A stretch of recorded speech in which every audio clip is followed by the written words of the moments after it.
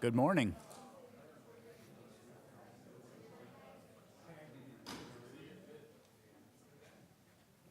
Good morning, and welcome to the 2016 Summer Research Symposium at the North Carolina Research Campus. I'm Mike Todd, Executive Director here at the campus, and I'll be your moderator today. In a few moments, Mark Spitzer, Castle & Cook's Vice President for North Carolina's Operations, will join us to give us some opening remarks. Then we'll hear from Dr. Corey Brower, Director of UNC Charlotte's Bioinformatics Services Division, and Dr. Mary Ann Lila, Director of NC State's Plans for Human Health Institute, two of the visionaries behind P2EP. Next, NC State's Dr. Slavko Komarnitsky, Assistant Professor of Metabolic Biology and Pharmacogenomics, will introduce our keynote speaker, Dr. Rodolphe Baringu, for his Science, Technologies, and Applications Behind the CRISPR Craze talk. Following lunch, Dr. Corey Scott, Senior Crop Scientist at General Mills, will provide an industry perspective on P2EP, and graduate mentors Scott Smith, Neha Mittal, and Samantha Case will join their intern teams to give an overview of their research. Dr. Robert Reed, Research Assistant Professor at UNC Charlotte, will introduce our poster session, and followed by a break, Dr. Nick Gillett, Vice President for Research for Dole Foods, will discuss his company's involvement with P2EP. Next, graduate mentors Kelsey Zielinski, Weston Busler, and Richard Linchengo will join their interns to provide overviews of their research this summer. After a second poster session, we'll reconvene for acknowledgments, awards, and closing comments. So with that, I'd like to introduce Mark Spitzer from Castle & Cook.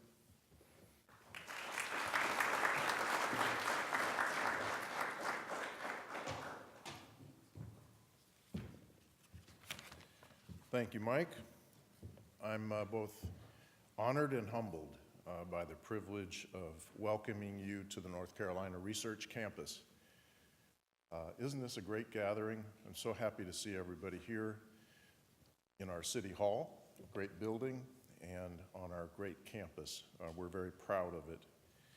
As we get started on a day that will celebrate the accomplishments of our P2EP summer interns and the program, I'm filled with gratitude, first of all, to C.W. Cannon and his great family, who wrote stage 1 and chapter 1 of our great city. To Mr. Murdoch, who is writing chapter 2 by bringing his vision of healthy living through nutrition and exercise to Kannapolis. Gratitude as well for the employees of Dole Food Company and Castle & Cook Worldwide, whose hard work enabled Mr. Murdoch's generosity in building this amazing campus. To the academicians, the scientists, and the administrators whose work on campus is bringing Mr. Murdoch's vision to life. Our campus partners who create the public-private partnership that supports and enables a lasting and sustainable future for the campus. I'm grateful for all of those things. As I think about all of this, I'm reminded of the Serenity Prayer, which teaches us to leave to God that which is beyond our control, but to have the courage and the fortitude to act on that which is in our control. What we study here at the NCRC is in our control. Healthy living through nutrition and exercise. Finally, and before I turn the stage over to Corey and Mary Ann, I want to take a minute to acknowledge events that occurred yesterday, as opposed to some of the events in recent days which have been so discouraging. And regardless of your political persuasion or how you will vote in November, and I'm not telling you how I will, I'm proud to be part of a nation whose evolution has broken a glass ceiling, and by doing so has empowered and opened a path for my daughter and for the women of this nation to follow their dreams to the top. It's an important day. So with that in mind, it is my pleasure to introduce Corey and Mary Ann.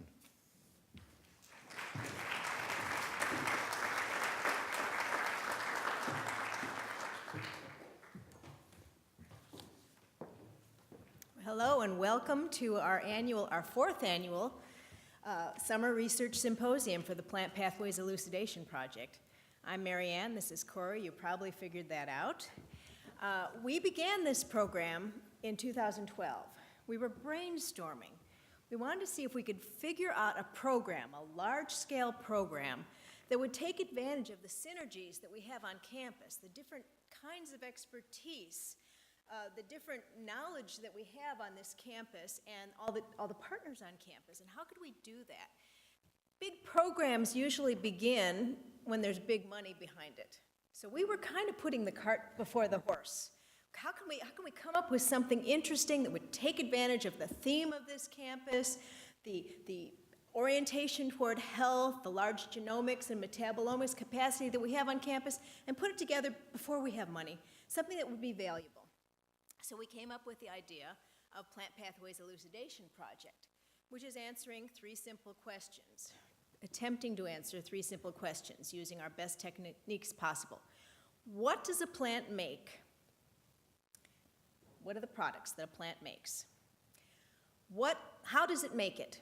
So what are the pathways in a plant that lead to formation of a product? And then finally, what does that product, what is the value of that product for human health? So three simple questions that aren't simple to answer at all because they take teamwork. So perfect for this campus is to put together a project that would really approach these simple but not simple questions using the unique teamwork and synergies that we have on this campus. So what we have is a kind of a pre-competitive public-private cooperation. It got launched with a very generous donation from UNC General Administration that helped us to bring PhD students to this campus and to have each of these PhD students empowered with teams of undergraduate interns around each PhD student to empower their research. There's three prongs to this program. There's scientific discovery, that's a big one, but also educational opportunity, an educational opportunity for the graduate students as well as the interns, and then creation of a knowledge base, which is not only valuable to this campus, but to the world, really, something that no one else in the world has created before to answer, again, these three simple questions. We have industry partners, Dole Nutrition Research Institute, the General Mills, Castle & Cook, and the DHMRI. And then we have the main campus partners, UNC Charlotte and North Carolina State University, but also scores of 2- and 4-year colleges and universities around the state and even outside of the state that contribute the interns that come into this program. So we're trying to understand plant pathways that are important to nutrition, create these genomic tools that can be used by plant breeders and to figure out how this works, and then create building blocks that can be used by other scientists to provide terabytes of data so far. So Corey's much better at the data, so I'm going to have him take over. So like Mary Ann mentioned, we have three main legs, basically, or components to this program: the science, the education, and the knowledge base.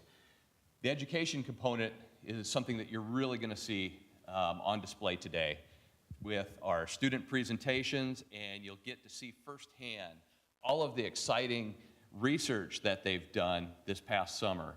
This is a great opportunity for undergraduates to have hands-on experience with doing wet lab research, with bioinformatics, and even getting to spend some time out in the field.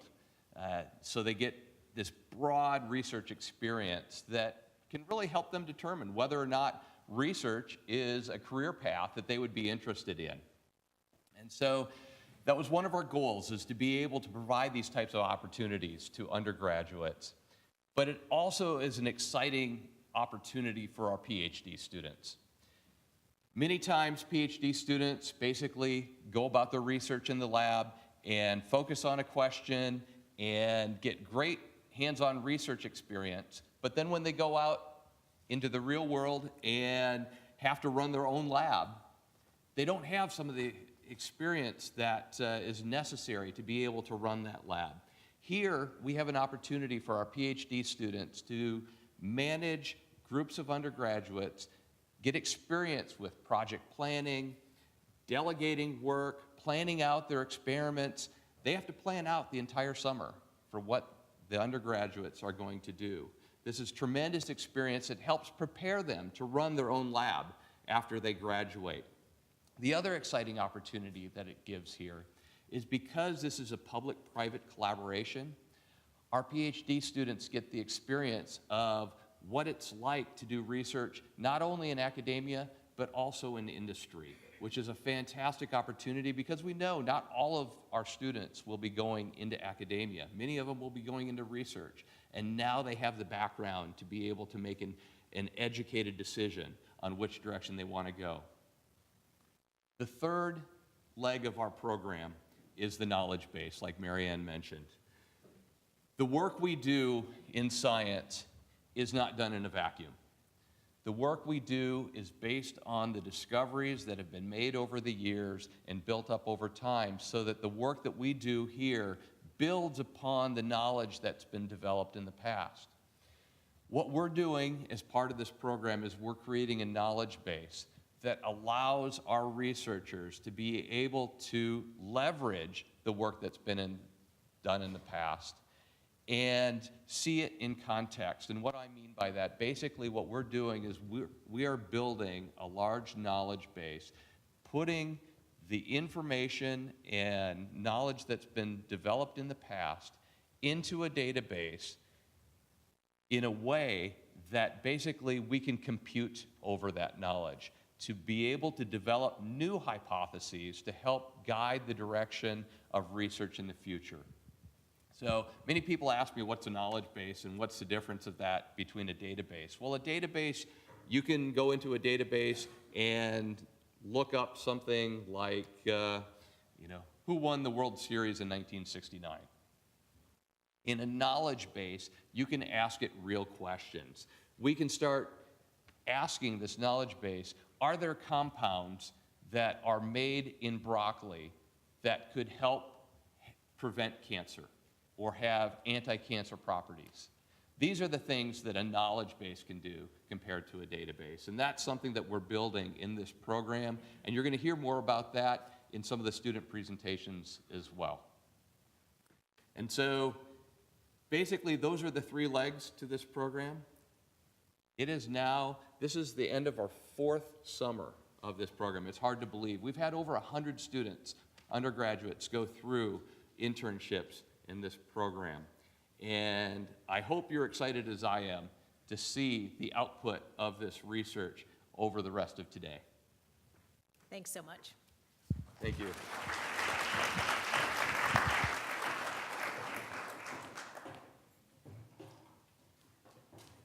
Thank you, Marianne. Thank you, Corey. Excitement is the right word. Now I'd like to welcome Dr. Slavko Komarnitsky up to introduce our keynote speaker. Slavko.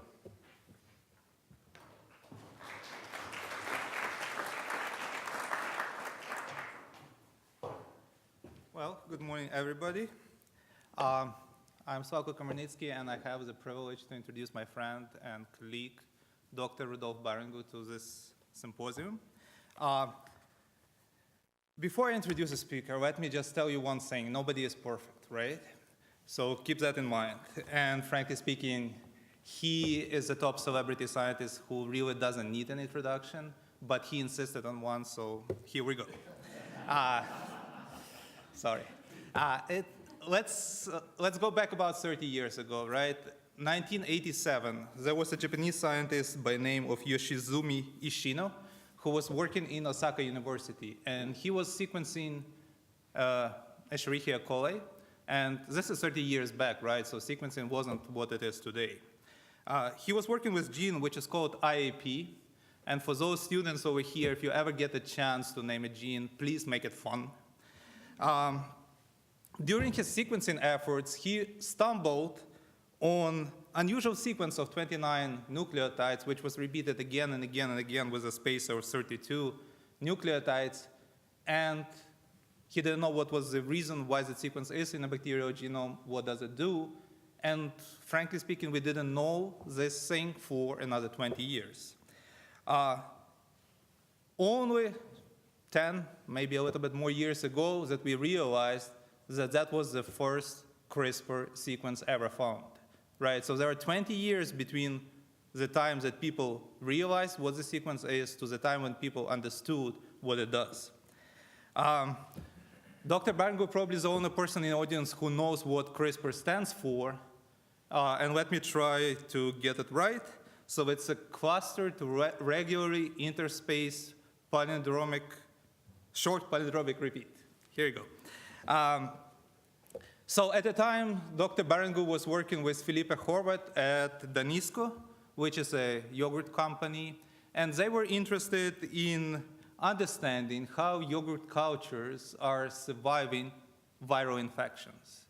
And it's exactly probably the time when he realized is that bacterial cultures store viral DNA inside CRISPR repeats, right? So it was the first time that people showed, and specifically it was Dr. Barangu's role, that there is immunological memory, a new type of immunological memory that bacteria that helps them to fight the viral attacks. He earned multiple awards for this discovery, including Canada Gardner Award and Warren Alpert Foundation Prize only this year. Let me run through his quick bio. He earned BC in Biological Sciences from René Descartes University in Paris, and continued to get a master in food science, in biological engineering from University of Technology in Compiègne, France as well. Then he followed with master's and PhD from NC State University in food science and genomics. And finally, while working in industry, I assume, he also earned an MBA from University of Wisconsin-Madison.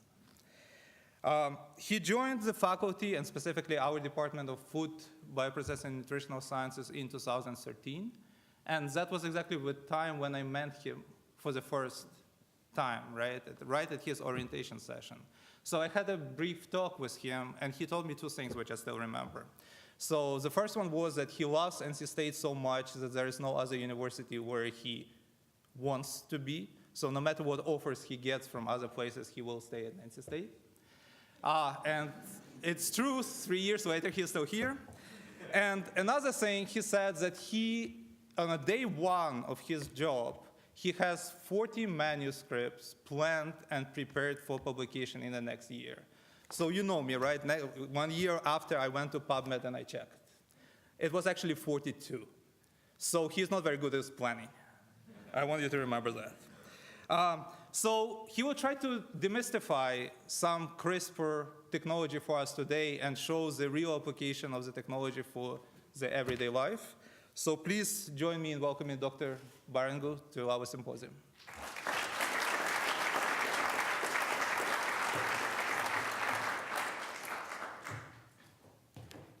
All right, good morning, everyone.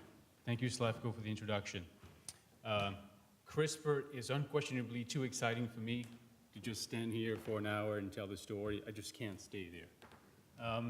So if we can have the slides up, or maybe I can bring my own slides up, like a grown-up. The mysteries of CRISPR and informatics. Here we go. So I'm here to talk about the CRISPR craze. The CRISPR craze, right? So who's heard about CRISPR before? Show of hand. Half, maybe half.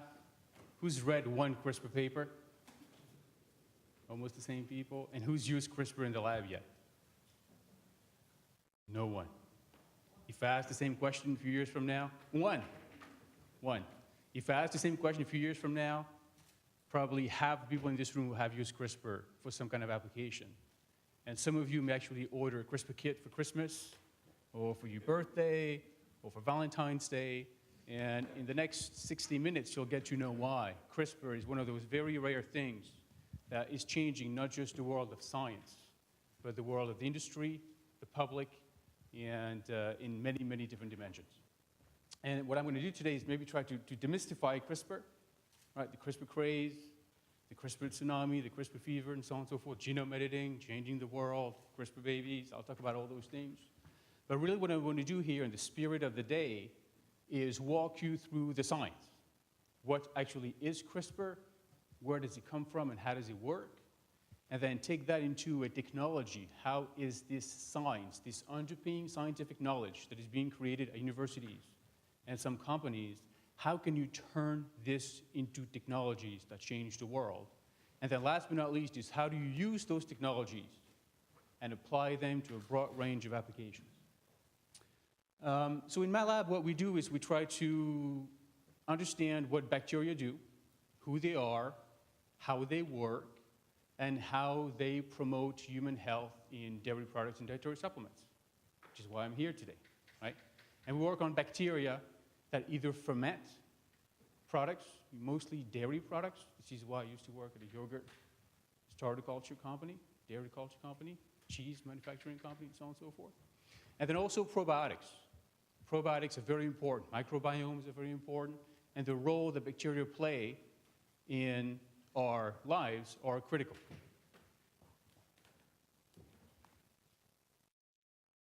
Move it around.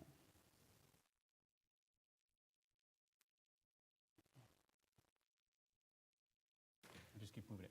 Okay, so that's what we do. And we use all kinds of fancy technologies, molecular biology, genome sequencing, bioinformatics, database queries, modeling, ecology. Don't worry about that too much. All we try to do is understand who bacteria are, what they do, and how they advance and promote human health.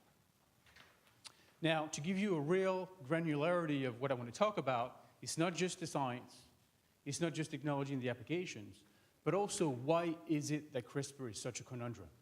Why is it it's in the news, in the media? Some people get their CRISPR news on Twitter nowadays. CRISPR is in movies. CRISPR is in the X-Files. So how does it get that far so fast? I'm going to talk about that. And then most importantly, I'm going to close, because this is an open session where some civilians might be in the audience, is how is science impacting our world? And how quickly can we do this? But how mindfully do we have to do this as scientists? Because scientists have a role to play in this as well. So let's start with the science, Science 101. This is what CRISPR looks like, right? So some of you may look at DNA sequences all day long. When I see this, like my eyes widen, my iris gets dilated, because I see clustered, regularly interspaced, short palindromic repeats. I just can't explain it. When I see that stuff, it speaks to me. Maybe some of you see something, maybe some of you don't. It's not one of those mind tricks, it's just like DNA. And what you should be seeing is this. Let me help you a little bit. This is what you should be seeing. A little bit of an action, and if you're not colorblind, and you like NC State Red, this is what you should be seeing. Clustered, regularly interspaced, short palindromic repeats. Sadly enough, 99% of CRISPR scientists have never seen one of those. And the only time they see it is because they come to my talk. This is what CRISPR is, this is what CRISPR looks like, and that's all the only time in your life probably you're going to see a CRISPR. Clustered, regularly interspaced, short palindromic repeats. As Slavko mentioned, the real question is, what is CRISPR and what does it do in nature? So most of you are what's called Homo sapiens, right? We're humans.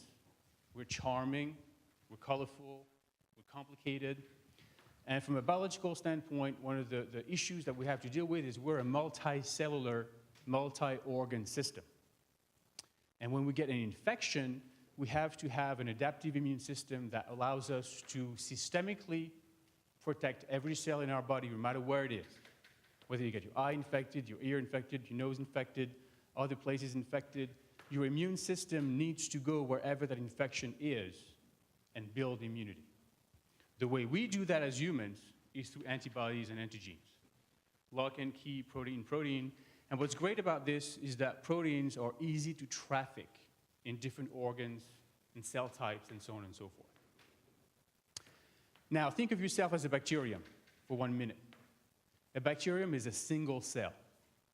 It doesn't care, it doesn't have organs, it doesn't even have compartments mostly, right? They don't really care what happens to their friends and other cells. So what CRISPR is the same concept of antibodies and antigenes, right? But instead of being protein-protein interaction, it's DNA-DNA interaction. And what the CRISPR system does, if you only need to think about it as simplistically as possible, is your antibody-antigen reaction is mediated by DNA-DNA, and what you do is you have a DNA sequence that you're going to target, recognize, bind to, and cut. And because bacteria are smart, the way they do it is by using their CRISPRs. So again, CRISPRs stand as clustered regularly interspatial polymeric repeats. There are those weird arrays here on the top. Repeat, space, repeat, space, repeat, space, repeat. Each black diamond is a repeat. Each colorful sequence is what's called a spacer. And that spacer, that one unique block of color that you see here, is the piece of DNA that the cell steals from a virus to integrate in the CRISPR and build immunity. And the way it works is very simple. It's a three-step process. The first thing you do is when a virus comes in, the virus will inject its DNA into the cell, and then you're going to copy and paste. Think a Xerox machine if you're 40 years or older. Think like a Snapchat if you're like 20 years-ish, right? It's going to take a picture of your DNA, and it's going to copy and paste it into its CRISPR. That's it, okay? And then when it has that, it's vaccinated, it's happy, and that's why CRISPR is DNA encoded. Once it has it, and it's going to transcribe it from DNA into RNA, and that's called an RNA guide. It's going to smell a small interfering RNA, if you know siRNA, or a CRISPR RNA, or an RNA guide. And this small interfering RNA will guide or direct. Think of Pac-Man, or a pair of scissors. It's going to direct a pair of molecular scissors to use that sequence to selectively, precisely, and effectively target the complementary sequence and cut it and shred it. And when it does that, it kills the virus that came to infect it. So the only three things you need to know about CRISPR for the time being is it's DNA encoded, RNA mediated, DNA targeting, adaptive immunity. Now, there's many different types of CRISPR-Cas systems in nature. They have different mechanisms of action, they have different molecular idiosyncrasies, they have different kinds of genes that encode them. The only two things you need to take from that message is that they're everywhere in nature. 90% of archaea, about 50-ish% of bacteria have one, or at least one. And they are very diverse. The way they work, how they cut, how the proteins make a complex to recognize the system varies widely, varies broadly. It makes them charming from a biological standpoint. It makes them complicated from a scientific standpoint. And if you want to have an idea of how they differ, or they have things in common, they're all DNA-encoded, RNA-mediated nucleic acid targeting. The only three things you have to know. But the way that they guide their proteins differ, and most importantly, the way they cut DNA differs. And the few key home messages here are that class 2 system in general, type 2 systems in particular, are super convenient, like scientifically cool, because the way they cut DNA is by generating what's called a double-stranded break. So think of your fingers as just two strands of DNA. What type 2 systems do is they just generate a very surgical, molecular scalpel-like double-stranded break. They cut your DNA. Other types, I'll talk about type 1s right here with the Pac-Man, the yellow Pac-Man. What they do is think of them as a chainsaw or a Pac-Man. Once they cut your DNA, they're going to chew it up. Like Miss Pac-Man coming in on your game and then chew up your DNA. Okay? I'll talk about those two systems today and show you how they can be used to do cool things. Now let's look a little bit more into the science of how they work. And this is my last CRISPR slide for the time being. Think yourself as a bacterium here after breakfast. You're laying down, you're happy, copacetic, hanging out. You have a CRISPR.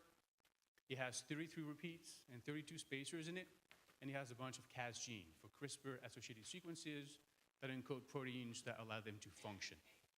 And the way it works in 2 minutes, the executive summary, a virus comes in, the viral DNA gets injected into the cell, and the Cas machinery will recognize this as non-self, like an alarm. We got invaded by a virus, the immune system gets kicked on, turned up, transcriptional upregulation, and it's going to scan that genome for what's called a PAM motif. Don't worry too much about that. It's going to scan the genome for something that it likes. Once it finds something that it likes, it pulls out its phone, its genetic phone, copies and pastes a piece of the DNA as a spacer, attaches a repeat to it, and it now becomes a repeat spacer unit. And that new repeat spacer unit gets inserted at one end of the CRISPR locus. New spacer S1 or spacer number 33. And this is why, it wasn't to confuse you, but this is why those things are numbered right to left. And you'll hear why that matters in a few minutes. Because over time, this is a genetic vaccination card of all the infections that you've been exposed to. So think of it as a CRISPR train, right? The front of the train is the first car, the first vaccination event, the second vaccination event, the third vaccination event, up to number 33. So think of it as your own vaccination card, right? But the difference is that bacteria are smarter than we are in some ways. And because this is DNA encoded, they can pass that on to their progeny. So scientifically, it's mind-boggling. And they inherit the adaptive immunity from their parents. There's ways to use that we'll talk about later on. Once you're vaccinated, you have your CRISPR array. You transcribe that into a long CRISPR RNA that gets processed into small interfering RNAs. And the whole point here is that each small interfering RNA contains one vaccination event information. And it will take that sequence to guide those nucleases towards similar sequences in other viruses, either the virus that it has seen before, or a different virus that may have the same sequence. So think like influenza, right? Every year in humans, influenza changes. You get a new strain. Sometimes you need a booster shot, sometimes you don't. It depends upon the type of antibody-antigen reaction your body has made before. And once it recognizes it, it's going to cut it. And for type 2 system, the key here is that this cleavage is surgical. Surgical. So in red here, you have the target sequence. In blue, you have the target PAM, the target motif. And specifically and predictably, and importantly, programmably, this cut will be exactly 3 nucleotides away, 3 letters away, 3 positions away from the 3' end of the target sequence. You now have the power to cut DNA, okay? And when it cuts the DNA of the virus dies, the cell survives, and you move on. That's what you need to know about CRISPR, DNA encoded, RNA mediated, DNA targeting, adaptive immunity in bacteria. Now it's cool scientifically, it's interesting from an evolutionary standpoint, it's great if you want to build immunity against viruses in dairy cultures, right? But like nobody really cares about that stuff. It's my claim to fame, but nobody cares. The reason people care, and the reason why we're witnessing the CRISPR craze, is because this cool system that is for bacteria against viruses has been repackaged into what people now call the CRISPR technology, which, by the way, has no CRISPR in it, but just disregard that. It's like a scientist's joke, right? So what is CRISPR technology? How does it work? And how does it play into genome editing and altering the genes of mankind and beyond? So take everything I just told you, put it in the back of your brain, with the exception of 2 things. The CRISPR is the guide that tells you where to cut. The guide that tells you where to cut. And Cas9 is the protein that allows you to cut that DNA. So in 2012, I changed the name of CRISPR to some extent and said, now we're going to call that a molecular scalpel to do genetic surgery. And the great advantages are listed here. It's programmable. You can design the guide however you want. It's very specific because you can tell it what sequence you're targeting.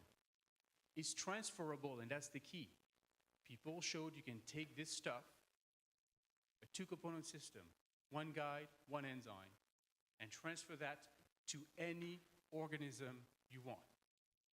A plant, a human, dinosaur DNA, butterflies, bacteria, yeast, archaea, any animal in the zoo right now, you can take CRISPR and put it in and target their DNA.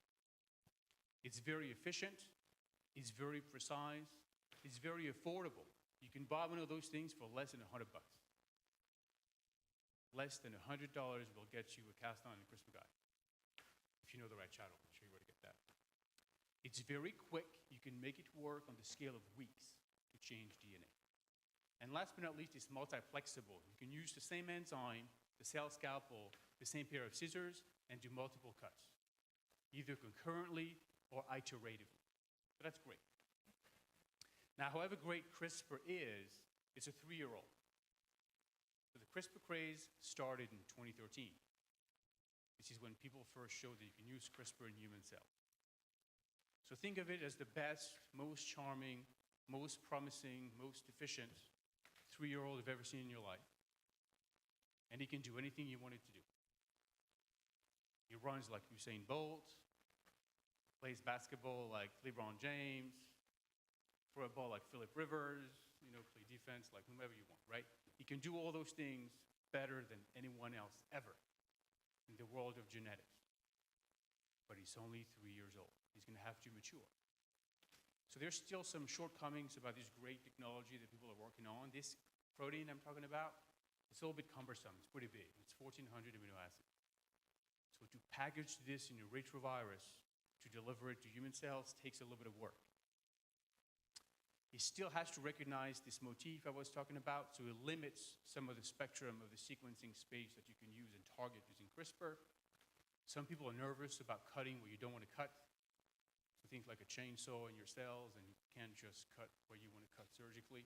So think like your surgeon trying to cut you elsewhere than when you ask to go for surgery for. Not a good day.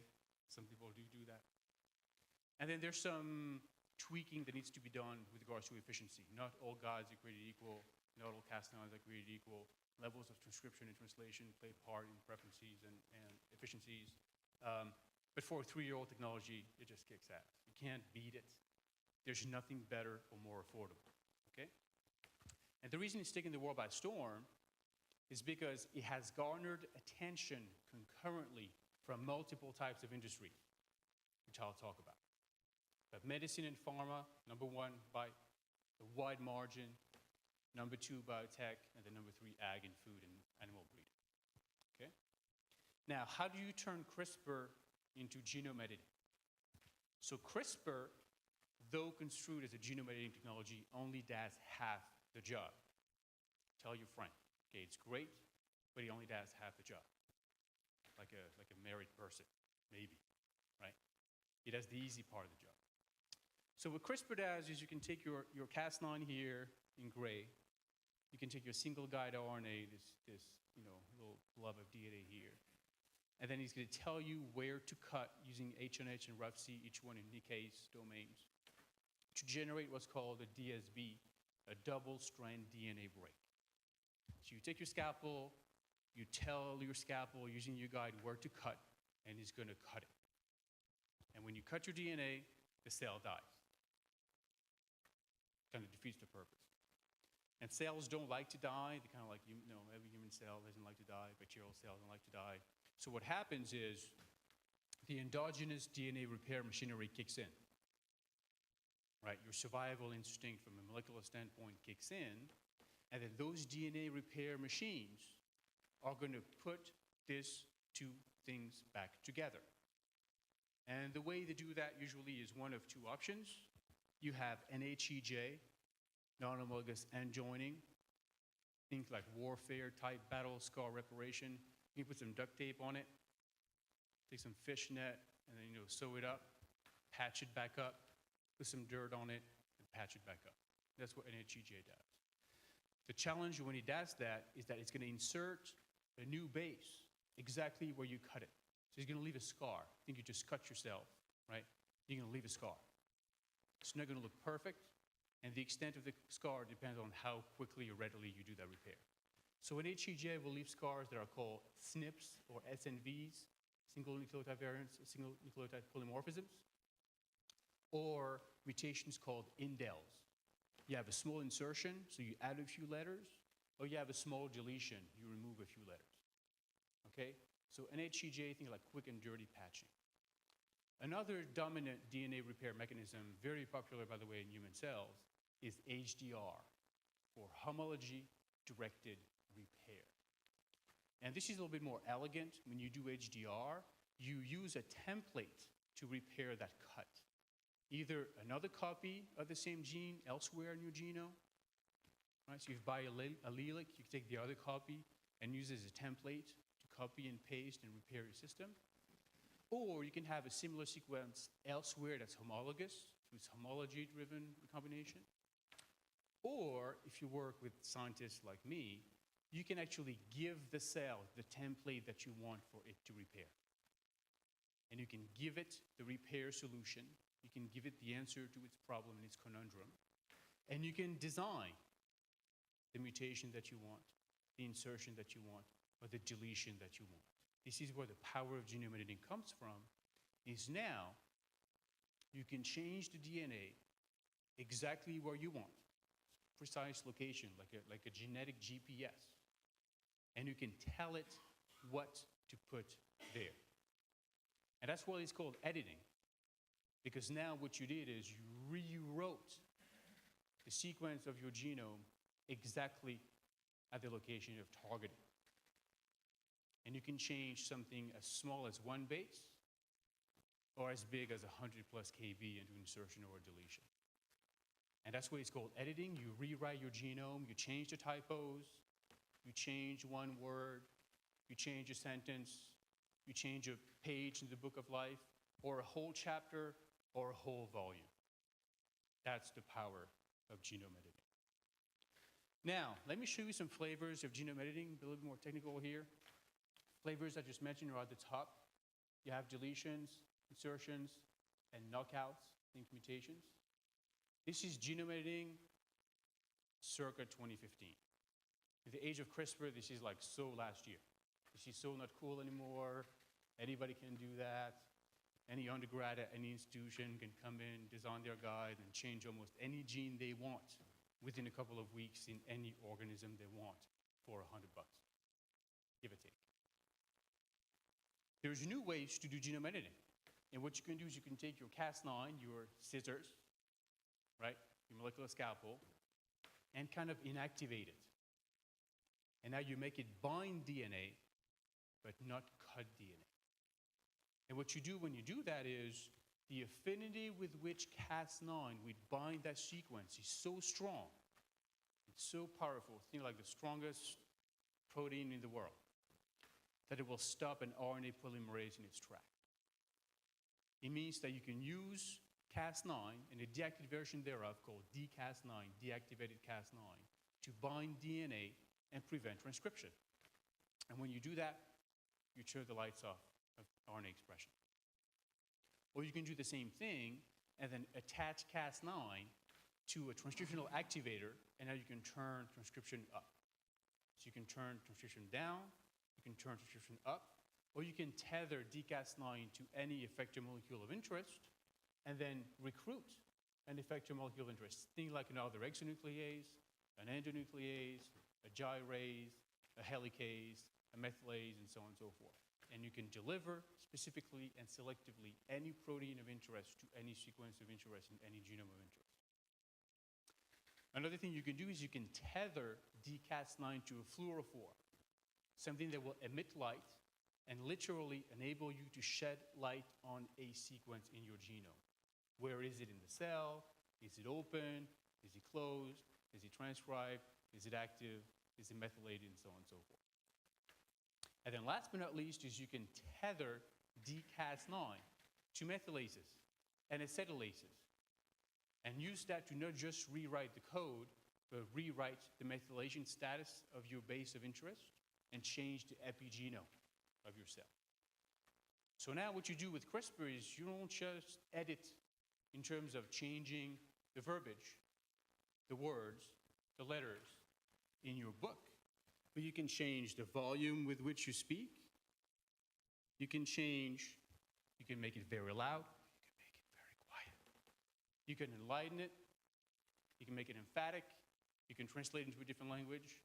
The bottom line here is you can do anything you want to any sequence you want in any cell you want. That's the power of genome editing. Now, to give you a quick snapshot, 3 years in of all the organisms he's gone into, The bulk thereof would fit into one of those three buckets, the medical buckets, including viruses, pigs, model organisms, and humans. The latest prediction is that sometime in 2017, most likely 2018, but sometime in 2017, the first human-based clinical trial that is CRISPR-based will go into effect. It's very quick. Okay? Beyond medical interest, food and ag. So food has been at the forefront of CRISPR research for a lot of time, and I'll talk a little bit about the CRISPR mushroom and the CRISPR corn, and those are the first two of hundreds of products in the pipeline right now. And then last but not least, the reason why it's been so popular so quick is because scientists, no matter what system they work on, are able to readily leverage and exploit CRISPR to change the DNA sequence of anything they want, anywhere they want, however quickly they want, using that DNA GPS they have in their lab. Now, truly, some of the milestone results have come from human genetics already. And one of my friends, Charlie Gersbach at Duke, has already shown in less than 3 years that you can take CRISPR, put into a mouse that has Duchenne's muscular dystrophy. They have muscular atrophy. They don't have muscles, right? You've seen some of the shows and fundraising events with kids on TV where the kids have no muscle in their legs and so on and so forth. So Charlie showed that you can take adult mice that have no muscles and inject a CRISPR in there, and they can change the muscle cell genes and correct the broken exon in the DMD gene to the right allele and regrow muscle. Think about that. People have been working on DMD for decades, and in less than 3 years, people have found a solution. Not in humans yet, but stay tuned. Okay? That's the power with which you do it. You can also use CRISPR to target HIV, and you can carve inserted HIV out of a cell using CRISPR. You cut on one end, cut on the other end, and take it out.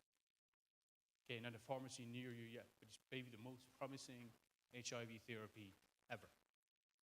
And last but not least, there's some interesting stuff people can do. So what people do is, right now, George Church at Harvard is working on changing the immunogenicity of tissues that come from pigs to humanize them, to make banks of donor organs from pigs that will not be rejected using classical immunotherapy. Unbelievable. This is just like the tip of the iceberg. One of my favorite examples, which I heard about this week, is butterflies. Who doesn't like butterflies, right?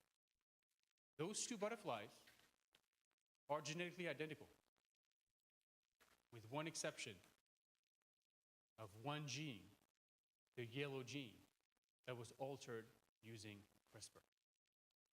And now you can go into the butterfly genome, and butterflies are not the easiest, by the way, to alter genetically, just so you know if there's any butterfly geneticists in the audience, right? Not trivial whatsoever. But on a scale of a couple of weeks, you can come in and then alter the color without altering the wing pattern. They are the same butterfly, and one is bigger than the other because one is older, because you take the cells from the older one. But they are the exact same genetic butterfly with the one exception of one gene where CRISPR came in and made an alteration and took out the color yellow. And those butterfly patterns are the same, just the colors are different. All right, now to do all those things well, though, and this is one of the things we're working on, I'm not going to bore you too much with the details, is you need to build the CRISPR toolbox. So right now we have like one box cutter. The best box cutter we've ever seen.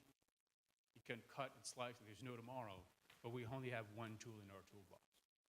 So one of the things we're working on at NC State, in collaboration with others, is to expand that toolbox. So we use diversity, natural diversity of CRISPR-Cas systems to find all kinds of enzymes that recognize all kinds of PAMs, that have all kinds of different guides, that have all kinds of different efficiencies. And the bottom line is, one of the limiting factors that I told you about is that little annoying motif that we need to target, the sequencing. So we're working on expanding the toolbox so you can have scalpels, scissors, and kitchen knives. Being in food science, I should talk about food to some extent, right? Think of your kitchen knives. You have different, if you're a good chef, you have good different knives to make different cuts. Get the right tool for the right objective, and that's what we do here, and that's what we call trying to expand the space whereby we can navigate the genome and selectively and precisely and effectively and programmably target any sequence we want, no matter the GC content, no matter the redundancy, no matter the location, and so on and so forth. One great prerequisite of having multiple tools in the toolbox is that now you can use all the things I mentioned: deletions, insertions, mutations, upregulation, downregulation, recruiting, illumination, and changing the epigenome. And all you need is 6 or 7 different systems to do all those things at the same time. And now you don't just, quote unquote, have to change one gene at a time, but you can come in and change multiple genes in multiple ways concurrently. We're that close from being able to do that and removing that limiting factor. Now you understand how CRISPR works as an immune system. Now you understand the basics of CRISPR-based genome editing. Let's talk about actual applications, notably in food and nutrition. So in my lab, we've been working on CRISPR for over 1 decade now, and we work mostly in bacteria. This is where it all started, right? So let me show you and share with you some stories of how CRISPR can be used to make next generation bacteria, and perhaps educate you on how long this has been happening in the background. Because at the pace of CRISPR craze, you can do a lot of things in 10 years, right? So I'm going to give you some examples of the following. How to use CRISPR for genotyping, using the CRISPR trains that gets built over time as a unique genetic fingerprint of bacteria. So we can understand where they come from, where they've been, how they relate to their siblings and their cousins and their parents, and how they relate to each other. Very interesting for the food industry when you do fermentations.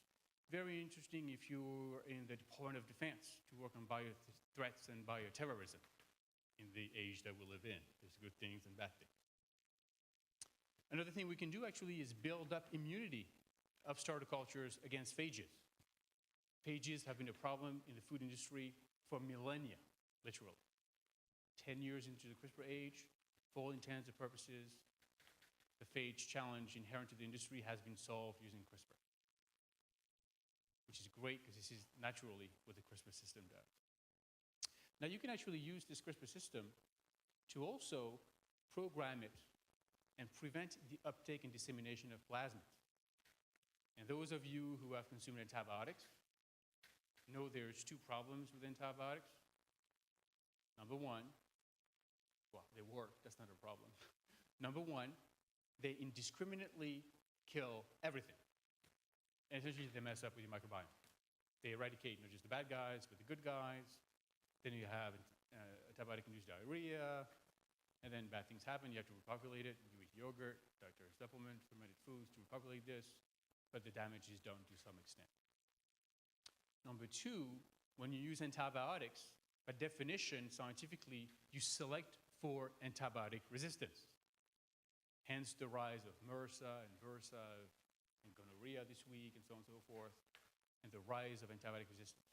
What we can do is we can use CRISPR to vaccinate strains against the uptake and dissemination of plasmids, and selectively and precisely tell them to spit off and cut and shred anything that would have an antibiotic resistance gene. You can think of the applications there. Genome editing is obvious. Nutritional control is obvious. Genome remodeling, I'll give you an example. And then last but not least, I'll give you a series of cool examples, is how can we use CRISPR as an antibiotic? Okay, so I'll talk about that. Okay, a little bit more details here. So let me walk you through the CRISPR train here. So each line here is one bacterium. One bacterium. Okay, each line. You don't have to be able to read the labels whatsoever. We took all the repeats out because they're all the same, nobody cares. And we represented these spacers are unique 2-color codes because the human eye has a hard time just with one color. You have to do 16 different shades of black here, you have a problem. So we use the 2-color system here, and then each unique sequence is represented by a unique color scheme. you can see at the top here, this bacterium has 26 vaccination events. This one is 46, and the one at the bottom has about 31. Okay, so they all differ in the number of vaccination events they've encountered, the number of infections they've had to withstand, but you can see a few things. So they all share the first 2 events. They all were vaccinated the same after the first 2, which means they have a common ancestor that had those 2 vaccination events. And then the block in the middle here, all those guys share vaccination events number 3 through 21. So they are related to one another between vaccination number 3 and vaccination number 21. And you can see the 3 guys at the top are the only 3 guys that have vaccination events number 25 and 26. Those are likely the same strain that made the same people sick in the same hospital at the same time from eating at the same Chipotle, maybe. Okay, or your barbecue house or wherever it was that they were to eat some adulterated food. You can see that the guy in the middle from Virginia Tech, the Virginia Polytechnic Institute, that guy's been around, that guy's unique, that guy's different, but we can backtrack its origin, come onto the same ancestor. This is an example for C. diff, actually. This is a series of different hospitals and C. diff-related infections in different islands in Denmark, because I have a Danish postdoc in my lab. So we can go back to those patients, sequence the genomes of the C. diff infectious agent, and then redraw the map of what strains came in from where at what times, and how they were shed or how they were shared between different people at the same time in the same location. Okay? We've used that for E. coli, we've used that for Salmonella, we're using this with C. diff, you can use that with Pseudomonas, and a few others. Very, very powerful. We work with the CDC and the FDA for a few years to work on this, as well as the Department of Defense against bioterror agents. So you can tell like, that something from a powder come from a cave that we've seen before, or something from some diseased military personnel come from a natural isolate that we've never seen before. Very powerful technology. You can use the same thing to do cool things with plants, for example. So we have Mount Olive Pickle Company, not too far from the main campus at NC State. And occasionally, their large pickle fermentations don't behave as well as they would like. And they take those pickles and they cook them in burgers, and you can't tell the difference. But in the end, Lactobacillus buchneri is one of those spoilage organisms. It's a spoilage lactic acid bacterium, Lactobacillus buchneri, that spoils or precludes the perfect onset and series of fermentation processes in pickle manufacturing. So we can go to the Mount Olive Pickle Company, we can sample some of the brines from different tanks, and we can go into the genomes of Lactobacillus buchneri and tell where do they come from, what have they seen, how unique are they, and do they have one strain, one problem in one tank, or do they have multiple different strains that occur in multiple different tanks? Where do they come from? How do they relate to each other? And how big is their problem? We've been able to do the same thing with vaginal isolates, so think of like BV, and to try to understand how different lactobacilli come from the same origin or different areas. Or you can use that to characterize the genetic profile of Lactobacillus gasseri from dietary supplements or probiotics and tell them, do you buy the stuff from the same manufacturer? Is the manufacturer selling you the strain that they claim that they do? If you pay a premium for this documentation, are you getting fleeced or not? We can genetically, precisely, quickly, and affordably tell where a bacterium comes from and how it relates to its cousins. From an industrial standpoint, you can think about how useful that was when I was running culture development at DuPont. Okay, let's switch gears and talk about yogurt for a minute, because this is where my claim to fame came from. So the problem with yogurt cultures is that occasionally they get hammered by phages in the dairy environment. And what happens is that milk, cow's milk, is not sterile, and you have phage that occur on a regular basis in the fermentation, in the dairy fermentation environment. And there are some strains that make the best yogurt you've ever had. DGCC7710, DuPont Global Culture Collection isolate number 7,710 makes the best yogurt in the world. It's not me telling you, it's like the experts in yogurt testing that tell me. This strain, unfortunately, gets hammered by all kinds of phages, whether we manufacture in China, whether we manufacture in Europe, North America, or South America. So when we send that strain to a dairy manufacturer, they call back within a week and be like, your stuff don't work. We got hammered by phage, send us a new strain that's at least as good as that one, and then we got a problem. So what we can do, and what we've been doing at DuPont for a long, long time, is you can take that strain at the top. This strain has 2 CRISPR systems called CRISPR-1 and CRISPR-3. It has 4, but 2 that work here. And then this host has 32 vaccination events. The parent has seen 32 phages around that he's fended off in his life, but unfortunately, it's sensitive to 4 phages shown on the right in red. Those phages attack my strain. So what we can do is we can take that strain, expose it to the first phage, let nature run its course. This is the key here.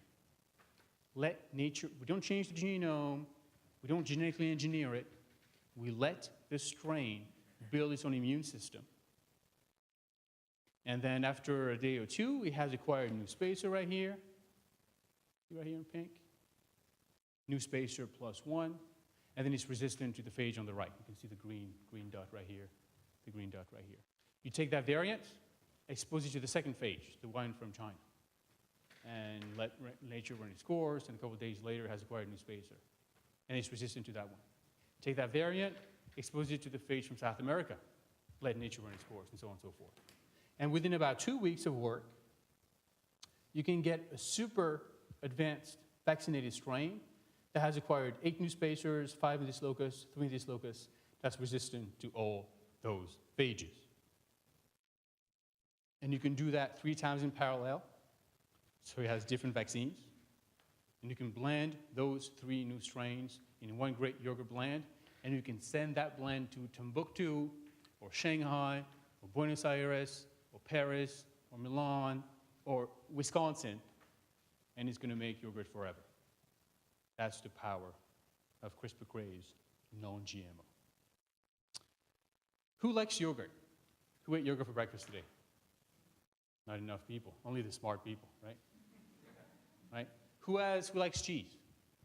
Who's had a slice of pizza or a burger or a piece of cheese in the last, let's say, 3-4 years? Right? Since 2011,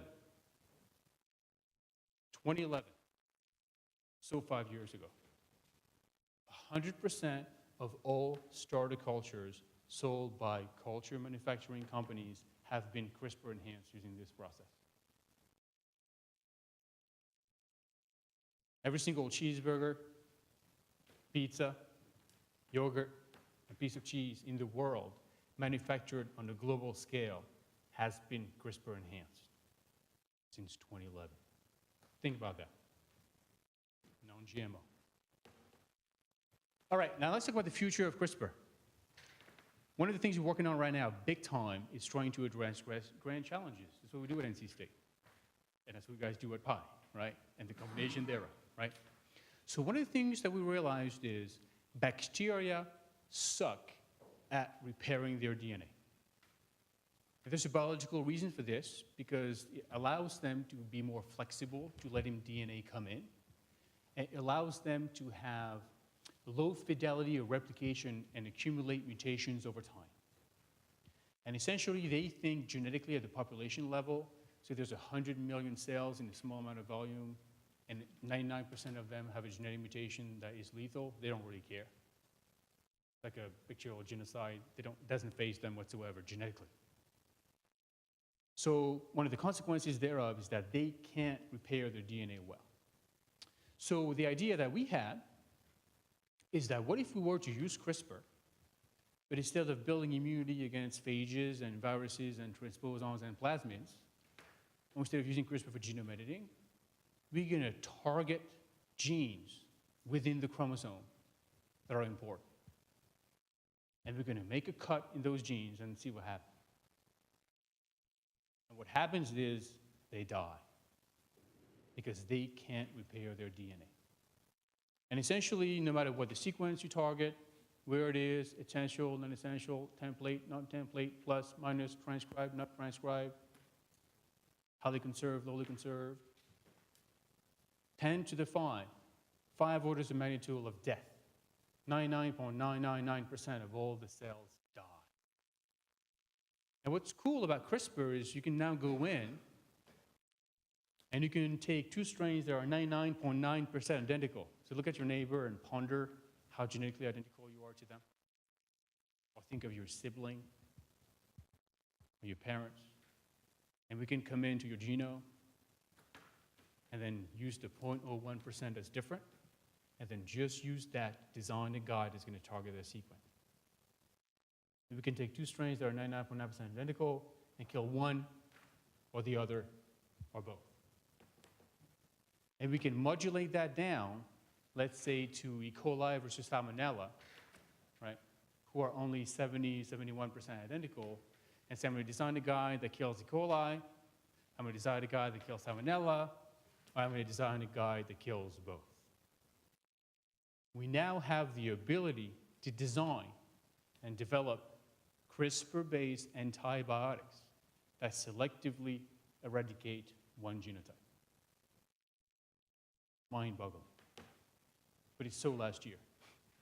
So what we've done in the recent past is we show that we can actually co-opt phages, right, viruses of bacteria, and phages that are not very good at killing bacteria, but phages that are very good at delivering DNA to bacteria as vectors to deliver those antimicrobials. And we can take a phage and engineer the phage to have a CRISPR in it, and engineer that CRISPR to co-opt the natural CRISPR-Cas immune system of the bacterium and tell that CRISPR gun and turn it onto the cell's head and blow its head off. But rather than use like the clean samurai kitchen type scalpel to just do a little nick, a little cut, we used a super powerful type 1 system that has the exonuclease Pac-Man and chainsaw to literally cut its head off. And by the time the cell has taken its chainsaw and cut its head off, and you realize the damage is too late because the head's cut off. Not that bacteria have a head, but think about it. Okay? And we can do that to actually target strains that are a problem for antibiotic resistance. So we can take a phage, engineer with a CRISPR that will kill 2-3 orders of magnitude more than just the phage itself, and then targeting E. coli is a great model for antibiotic resistance. And then we can take a mouse, for the purpose of science, and then we have a sepsis model in mice whereby after about 48 hours they start dying. And with a single dose, with a single phage, with a single spacer, we can double their lifespan and give them enough time for at least half the mice to extend their life by 100%. 100%. That's enough. Usually the problem of antibiotic resistance is not that it's going to kill people, is that it kills cells fast enough that your immune system can't catch up. So if you can delay the onset of growth long enough, you'll end up having enough time in your immune system to mount a response, and then you'll die better. Oh, and by the way, in some cases, CRISPR works much better than the broadest spectrum and most powerful antibiotics we have in the hospital and at the Department of Defense. Now, there's other ways to use that, maybe less lethal way. So don't just chop the head off of the bacterium. But now you can ask philosophical questions about bacterial genetics. And you can say, we're going to go in and we're going to target every single gene in the bacterium. Now, we don't have the money to quite do that, so we just like do a couple dozen, right? If you guys want to give me money, I'll take it, by the way. But, so we go into the organism, and we say, if we target different genes, what happens? And when we do that, we can see cases where most of the cells die, but sometimes a cell will survive. And when we sequence the genome of that cell, we can find really cool, really weird, but naturally infrequent events where the bacterium did something weird to its genome to remove that sequence. And we found cases where sometimes you get 100,000 base pairs to disappear in your genome. Because in the end, if you cut an arm, you're probably not going to die. You'll look different. You won't have the same functions, but you're not going to die. So we have the power to come in and essentially now naturally select for natural events that occur low frequency in bacterial populations, and then unearth genotypes that have been genome edited using non-GMO means. We just use that for selection in a non-GMO way. And this bacterium exists in nature, and maybe it makes great cheese, maybe it makes great yogurt, maybe it makes great flavor, maybe it's an enhanced probiotic, and we can use those technologies across the food supply chain. So think of it, right? You can use CRISPR for genotyping of bacteria. You can use CRISPR as an antimicrobial to vaccinate yourself or animals against the rise of antibiotic resistance genes and pathogens. Or you can do genome editing. And just think about those different applications, right? The phytobiome and crops and crop genetics. We work with Pioneer on this. You can come in and change the microbiome of animals at the farm, or change the animal trait itself. So hornless cattle, for example, at UC Davis is a product of CRISPR-based genome editing. So they don't have to remove the horns at the operation level, they just remove the horns at the birth level. You can control the microbiome of a manufacturing plant. You can control the microbiome of a food product. So we do things like kimchi and yogurt and cheese and sauerkraut, and I mentioned pickles. And you can also edit and change and alter the microbiome of humans. Whether it's your GI tract microbiome, your ear microbiome, your oral microbiome, your skin microbiome, your scalp microbiome, the microbiome of your urogenital tract, or your armpits, or your feet. We can alter all those and tinker with their DNA in non-GMO ways to change their functions. To make the point, it really depends upon what you're targeting. So on the top left, you can target viruses like phages, plasmids like antibiotic resistance, or transposons. You can make your DNA super stable. I mentioned the DoD, and you can do phenotyping of pathogens, or CDC, or FDA. And then you can alter the microbiome of an animal, or the traits of the animal, and the microbiome of a manufacturing plant. Think food safety with unprecedented ease.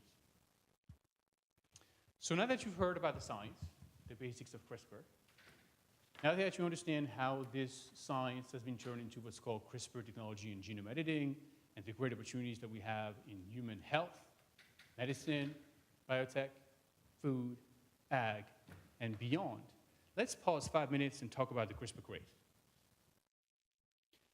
The CRISPR craze scientifically is unprecedented in terms of pace of publications, in terms of pace of funding, in terms of pace of adoption, in terms of the pace of citations, in terms of the pace of making the cover of great magazines, right? Every week, Nature, Science, Cell, Nature Biotech, Molecular Cell, CRISPR makes the cover.